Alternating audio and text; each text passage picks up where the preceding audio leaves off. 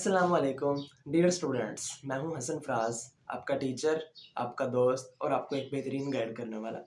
Dear students, today we are going to start our new topic, which is all about discovery of neutron and some properties of neutron. In this lecture, we must know that how and who discovered neutron and what is the importance of neutron in the presence in the atom.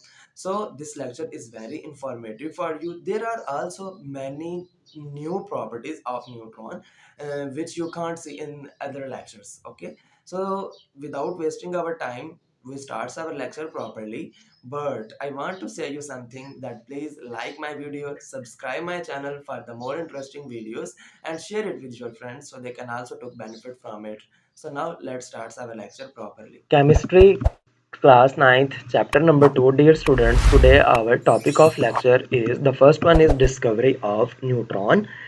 कि neutron की discovery हुई कैसे, किसने discover किया और कब इसको discover किया और किसको इसकी सूझबूझ आई कि कुछ न्यूट्रॉन भी प्रेजेंट हो सकता है, कुछ न्यूट्रॉन भी चीज़ है। और सेकंड वन आज हम डिस्कस करेंगे some properties of neutron. Okay dear students, so first of all बात करेंगे discovery of neutron, that how the discovery of neutrons occur. Rutherford एक साइंटिस्ट थे, उन्होंने ऑब्जर्व किया that atomic mass of element could not be explained on the basis of masses of electron and proton only. उन्होंने इस चीज़ को discuss किया कि जो एटॉमिक मास होता है, as you know dear students, आपने पहले चैप्टर के अंदर पढ़ा था, एटॉमिक मास जो होता है वो हमारे पास, या उसे आप मास नंबर भी कह सकते हैं, वो हमारे पास number of proton plus number of neutrons के इक्वल होता है। ओके, सो अब रदरफोर्ड जो थे वो इस चीज़ के अंदर परेशान थे कि जो एटॉमिक मास है वो इलेक्ट्रॉन को और प्रोटॉन को मिला के कभी भी नहीं बन सकता, क्योंकि ये दोनों एक दूसरे के साथ एग्जिस्ट ही नहीं कर रहे। सो वो परेशान था कि मास जो होता है किसी भी एटम का, वो कोई ना कोई एक और पार्टिकल जरूर मौजूद है। ही प्रिडिक्टेड इन 1920, उसने ये सिर्फ प्रिडिक्ट किया था, इस चीज को अंदाजा लगाया था, जैसे आप वैसे तुक्का लगा सकते हैं। उसने एक तुक्का लगाया था 1920 में कि सम न्यूट्रल पार्टिकल, कोई ऐसा न्यूट्रल पार्टिकल मौजूद है। अब जाहिर सी बात है, एक इलेक्ट्रॉन नेगेटिव चार्ज हो गया, पॉजिटिव चार्ज प्रोटॉन भी प्रेजेंट हो गया, इलेक्ट्रॉन भी प्रेजेंट हो गया। अब थर्ड चीज न्यूट्रल ही हो सकती है, और तो कोई चीज हो नहीं सकती। तो उसने क्या किया कि neutral particles having mass equal to proton must be present in an atom. उसने ये कहा कि मास ऑफ प्रोटॉन जितना कोई ना कोई और न्यूट्रल पार्टिकल भी इसके अंदर मौजूद है, जो हमारे पास मास नंबर के लिए जरूरी होता है। ओके, अब यहाँ पे क्वेश्चन बनता है कि उसने मास ऑफ इलेक्ट्रॉन क्यों नहीं प्रिडिक्ट किया, मास ऑफ प्रोटॉन ही उसने क्यों कहा। डियर स्टूडेंट, जैसा कि आप जानते हैं कि हमारे पास जो मास ऑफ प्रोटॉन होता है वो 1360 टाइम ज्यादा होता है as compare to mass of electron के। तो that's why mass of atom की अगर बात की जाए तो एटम एज अ होल का मास ज्यादा ही होना था। इस वजह से उसने प्रिडिक्ट किया कि कोई ना कोई हमारे पास मास ऑफ प्रोटॉन के जितना ही न्यूट्रल पार्टिकल प्रेजेंट होता है।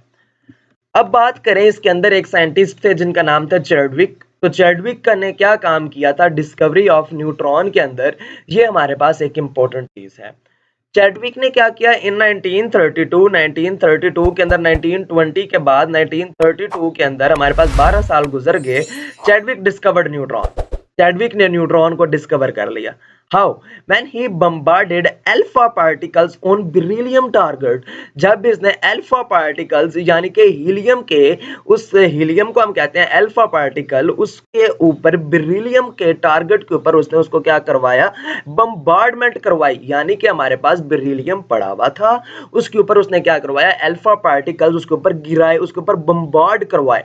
सो उस बाद में क्या उसे पता चला, ही ऑब्जर्व्ड, उसने ऑब्जर्व किया that highly penetrating radiations were produce, बहुत ज्यादा पेनिट्रेट करने वाली रेज प्रोड्यूस हो गई। These radiations are called neutrons. उन रेडिएशंस को हमने क्या कह दिया, न्यूट्रॉन कह दिया। डियर स्टूडेंट्स, यहाँ पे एक कॉमन एग्जांपल मैं आपको दूंगा कि फॉर एग्जांपल एक मोहल्ले के अंदर आप रहते हैं तो एक ऊपर से मेहमान आता है आपके साथ।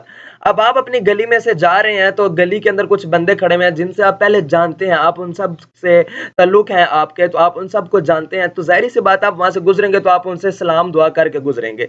बजाय इसके कि एक आपके पास अनजान आदमी वहां से गुजर रहा है, अब उसे तो नहीं ना पता कि ये कौन बंदे खड़े हैं, वो दुआ सलाम नहीं करेगा वहां से और वो आपसे पहले उस गली को क्रॉस कर जाएगा। सेम लाइक दैट यही चीज यहाँ पे भी प्रेजेंट होती है। इनके अंदर अगर बात की जाए एटम के अंदर, तो इलेक्ट्रॉन और प्रोटॉन तो एक दूसरे के साथ गप मारते रहते हैं, एक दूसरे के साथ उन्होंने मिलना होता है, एक दूसरे का अट्रैक्शन होती है, फिर रिपल्शन होती है उनके दरमियान में। लेकिन न्यूट्रॉन होते ही हमारे पास न्यूट्रल है, उसके ऊपर कोई चार्ज ही नहीं होता, उसका किसी से कोई वास्ता ही नहीं होता, तो वो इनके अंदर पेनिट्रेट कर जाता है, इनके अंदर बहुत ज्यादा जल्दी से वो घुस जाता है। ये आपके लिए कॉमन एग्जांपल थी।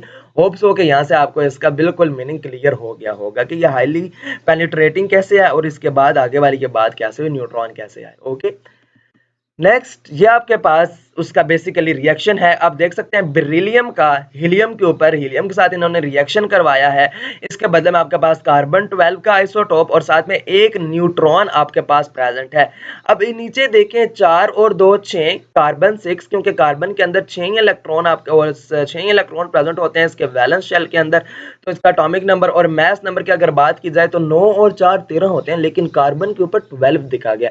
एक इसके अंदर कोई और चीज प्रेजेंट थी, उसका नाम उन्होंने क्या रख दिया, न्यूट्रॉन n, उसके ऊपर पावर 1, उसका एटॉमिक नंबर 1 है, लेकिन उसका मास नंबर आपके पास सामने क्या आपके पास 0 उसका दिया गया है।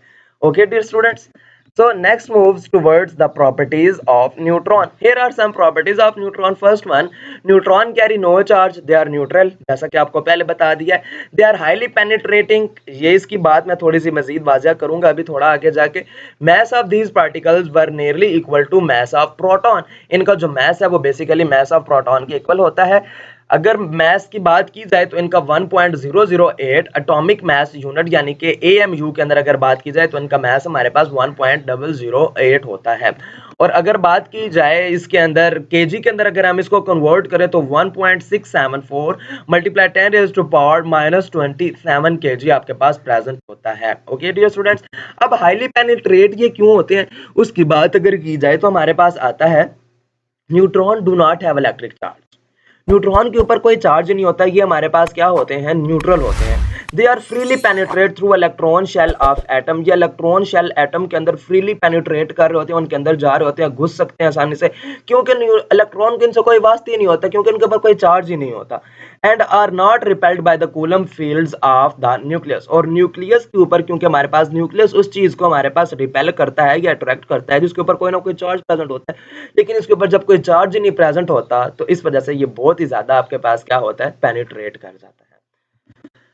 तो एक बात तो मैं कहना नहीं भूल गया डियर स्टूडेंट्स, उम्मीद करता हूं कि आपको वीडियो बहुत अच्छे से समझ आ रही होगी। तो देर किस बात की, लाइक करें मेरे वीडियो को, मेरे चैनल को सब्सक्राइब करें ताकि आने वाली मजीद इंटरेस्टिंग वीडियोस आप देख सकें, और मेरे चैनल को और मेरी वीडियो को अपने फ्रेंड्स के साथ शेयर करें ताकि वो भी इससे बेनिफिट हासिल कर सकें। Next move towards the important question of our lecture. The first one is who discovered neutron and how? Neutron किसने डिस्कवर किया और कैसे? What do you know about discovery of neutron? Write the Chadwick work for the neutron discovery and write some properties of neutron. Here are the some basic questions. Thank you so much dear students. यहाँ पे हमारा lecture खत्म होता है और and पे मैं मजीद आपसे यही कहना चाहूँगा कि मेरे चैनल को सब्सक्राइब जरूर करें ताकि आने वाली मजीद इंटरेस्टिंग वीडियोस आप तक पहुँचती रहें। अल्लाह हाफिज़, अपना ख्याल रखिएगा, शुक्रिया।